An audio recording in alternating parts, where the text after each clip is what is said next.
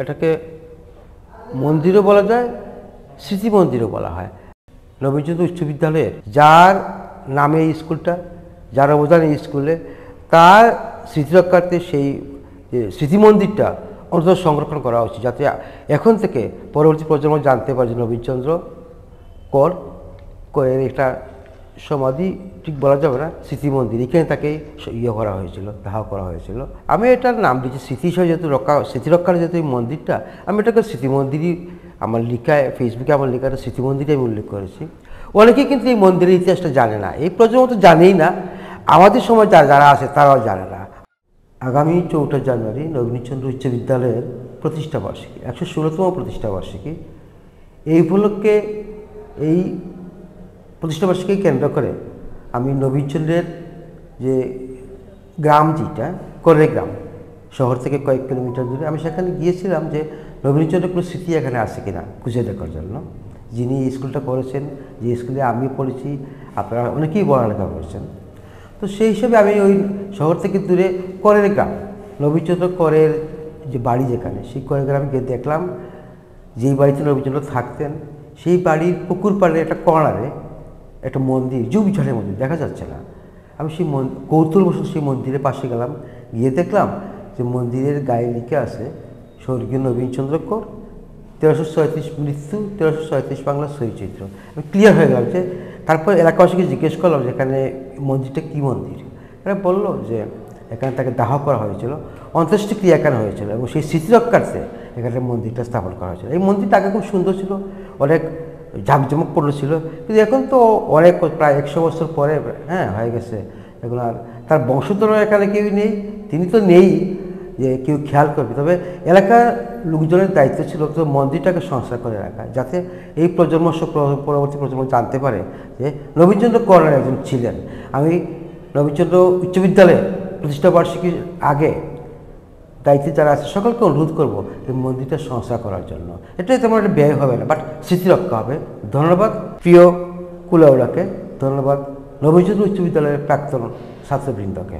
এখানে হইল নবীনচন্দ্র কর, যিনি ওনার বাড়ি এখানে আসিল গ্রাম, ওনার সাথে আরও অনেক আসলে এখানে। ওনারা কর বিদায় এই গ্রামের নামটা হচ্ছে খড়ের গ্রাম। যথেষ্ট অবদান আছে মানুষের জন্য। তো আমরা যতটুকু আমরা পাই নাই ওনাকে, বা ওনাদের জানি নাই, তো যতটুকু জানছি যে ওরা একসময় এখানকার জমিদার আসলা, মানুষের সাথে ভালো ব্যবহার ছিল তাদের। পরবর্তীতে ভারতে চলে গেছেন, আর তার বংশধর ওরা মানে জানি না কোনো কিছু। তবে কয়েকদিন আগে শুনছি যে কুলাউড়াত নবীনচন্দ্র স্কুলত তারা কজন তার বংশধর খারাপ বেড়াইতে আসছিল, এইটাই আর কি। উনি যেহেতু আমাদের এলাকার একজন গণ্যমান্য ব্যক্তি ছিলেন, তো তার স্মৃতিটা আমি একটা দুঃখ প্রকাশ করি আমি ব্যক্তিগতভাবে, যে আমরা এলাকার কেউ তার স্মৃতিটা আরও সুন্দরভাবে ধরিয়ে রাখার লাগি, বা আরও সুন্দর রাখার লাগে আমরা কেউ কেন আসলে অবদান রাখতে পারি না।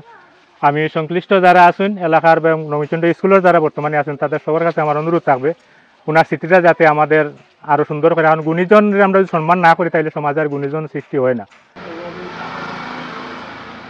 নবীনচন্দ্র কর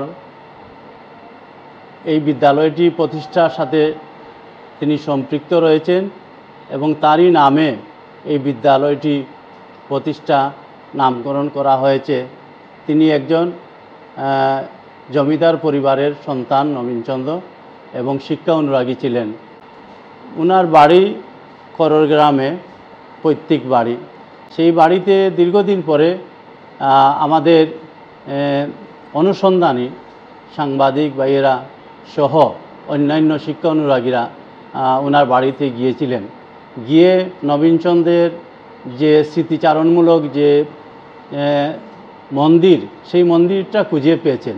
সেখানে তার নাম, তার মৃত্যুবরণ, এর তারিখ ইত্যাদি সেই মন্দিরে পেয়েছেন।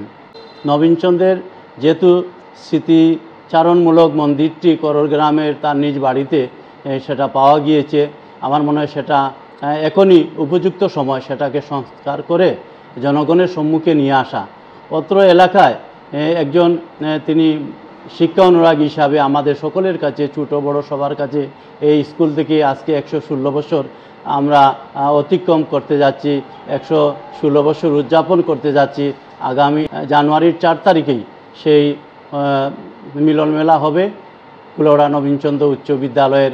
এই উৎসবের আগেই আমি মনে করি নবীনচন্দ্র করের এই যে স্মৃতি মন্দিরটা সংস্কার করে মানুষের দৃষ্টি আকর্ষণ হবে।